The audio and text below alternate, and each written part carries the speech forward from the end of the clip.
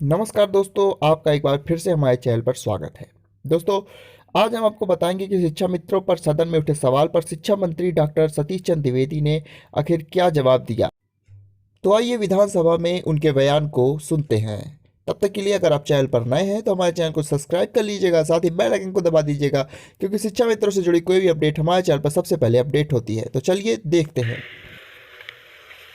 आपने हमारे प्रश्न पे अनुपूरक पूछने के लिए समय दिया, इसके लिए आपका आभारी हूँ। माननीय मंत्री जी ने कहा 1,20,82,855 छात्र छात्राएं हैं पूरे प्रदेश में। उनके सापेक्ष 3,32,734 अध्यापक कार्यरत हैं। आपके माध्यम से माननीय मंत्री जी से हम जानना चाहते हैं कि भारत के शिक्षा अधिकार अधिनियम के अनुसार एक अध्यापक के ऊपर या कितने छात्रों के ऊपर एक अध्यापक होना चाहिए। भारत के शिक्षा अधिकार अधिनियम के अनुसार एक अध्यापक के ऊपर कितने छात्र छात्राएं होने चाहिए और क्या ये मानक पूरा है। दूसरा कि जो अध्यापक हैं, जो ये संख्या दी गई है 3,32,734, इसमें क्या अनुदेशक और शिक्षा मित्र भी शामिल है या उससे अलग? 32,734 अध्यापकों की इसमें उल्लेख है, तो उसमें केवल अध्यापक है या उसमें शिक्षा मित्र और अनुदेशकों को भी शामिल किया गया है? और कितनी संख्या पे कितने अध्यापक उस पर लगने चाहिए और ये संख्या पर्याप्त है? अगर पर्याप्त है तो ठीक है, अगर नहीं पर्याप्त है तो कितने दिन में उस संख्या को पूरा कर लिया जाएगा? माननीय अध्यक्ष जी, जो आदर्श छात्र शिक्षक अनुपात है प्राथमिक विद्यालयों के लिए 1:30 है। 1 और 30 छात्रों पर एक शिक्षक होना चाहिए। आज की तिथि में उत्तर प्रदेश में वो 1 और 35.9 का अनुपात है, यानी हम लगभग आइडियल रेशियो के नजदीक हैं। उच्च प्राथमिक विद्यालयों में यह अनुपात 1 और 35 का होना चाहिए, जो उत्तर प्रदेश में आज की तिथि में 1 और 53 का है। उच्च प्राथमिक विद्यालयों में अनुपात अभी इसलिए हम आदर्श स्थिति के नजदीक नहीं पहुंच पा रहे हैं क्योंकि वहां पर सीधी भर्ती की व्यवस्था नहीं है। एक बार विशेष अभियान में केवल गणित और विज्ञान के शिक्षकों की भर्ती हुई थी। प्राथमिक विद्यालयों की पदोन्नति के माध्यम से ही उच्च प्राथमिक विद्यालयों में हम भर्ती करते हैं। मामला न्यायालय में लंबित होने के कारण एक विवाद उसमें है कि जो प्रोन्नति जिनकी होनी है उनको भी टीईटी पास होना चाहिए कि नहीं होना चाहिए। इसके कारण ये मामला न्यायालय में है। हम इस मामले में भी यथाशीघ्र समाधान कैसे हो सकता है कि प्रोन्नति करके उसको भी कर सके, इसका प्रयास कर सके। अभी माननीय सदस्य ने जानना चाहा है कि ये जो शिक्षकों की संख्या है क्या उसमें शिक्षा मित्र और अनुदेशक भी शामिल है?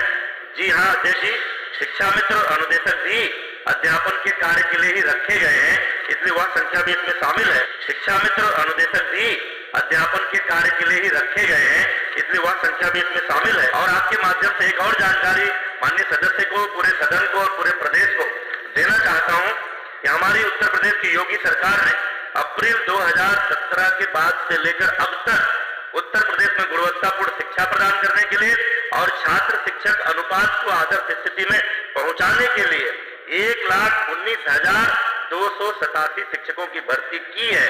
और इसके अलावा भी समय समय पर अभी एडेड जूनियर हाई स्कूल जो थे जिनकी भर्ती की व्यवस्था सरकार ने अपने हाथ में ली है, लगभग 1900 शिक्षकों की भर्ती के लिए आवेदन भी मांगे गए हैं और समय समय पर जितनी आवश्यकता शिक्षकों की पड़ती है मानक पे पूरा करने के लिए सरकार लगातार उनकी भर्ती करने का काम कर रही है। कहना है कि संख्या पूरी है। एक उदाहरण के लिए हम गोरखपुर जिले का उदाहरण देना चाहेंगे आपके माध्यम से माननीय मंत्री जी को। गोरखपुर में जो संख्या है 3,19,864 बच्चे नामांकित हैं और उनके सापेक्ष जो शिक्षक है 6,300 हैं।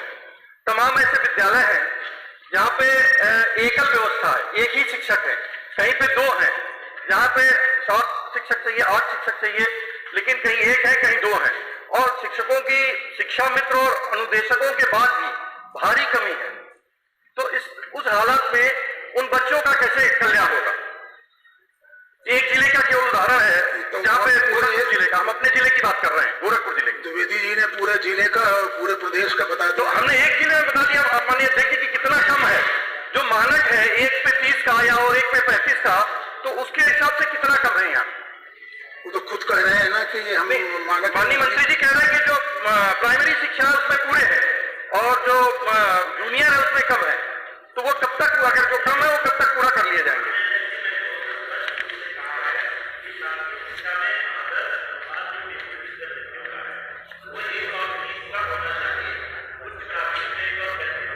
चाहिए हमारा उत्तर प्रदेश का अनुपात और हमारे प्रयास के बाद अगर इसी तरह का ध्यान पिछले 10-15 सालों में दिया गया होता तो ये स्थिति नहीं होती। लेकिन 1,19,000 से अधिक, माननीय सदस्य, मुझे 1,19,000 से अधिक शिक्षकों की नियुक्ति करने के कारण एक और 35.9 के अनुपात पर पहुंच चुके हैं।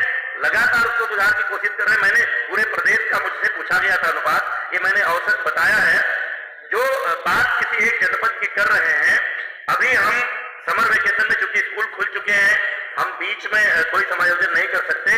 अभी हमने जो नियुक्तियां की हैं, जनपदवार का कैडर होता है, सब शिक्षक वहां पर प्लेसमेंट हुआ है पूरी। और अभी समर वेकेशन में हम आवेदन मांगेंगे शिक्षकों से। हमारे कई विद्यालय ऐसे हैं जहां शिक्षक अतिरिक्त है, जितना होना चाहिए उससे ज्यादा है, और कई विद्यालय ऐसे हैं जहां जितना होना चाहिए उससे कम है। यह आंतरिक समायोजन, अंतरा जनपदीय समायोजन के माध्यम से समर वेकेशन में हम पूरा कर लेंगे। और आज मैं दावे के साथ कह सकता हूं माननीय अध्यक्ष जी, उत्तर प्रदेश के किसी प्राथमिक विद्यालय में जहां ये अक्सर शिक्षक न होने के कारण स्कूल बंद होते थे, हमने जो नियुक्तियां की हैं लगभग 1,19,000 से ज्यादा, उसके कारण आज हमारा।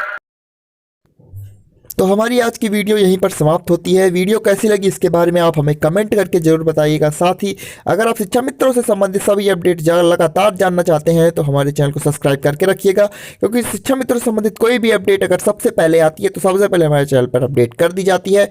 तो इसके लिए आप हमारे चैनल को सब्सक्राइब करके साथ ही बेल आइकन को प्रेस कर लीजिएगा। और हमारी वीडियो को पूरा देखने के लिए धन्यवाद। वीडियो काफ़ी लंबी हो चुकी है, इसलिए वीडियो को यहीं पर ख़त्म करते हैं। मिलेंगे अगली अपडेट के साथ, तब तक के लिए जय हिंद, जय भारत।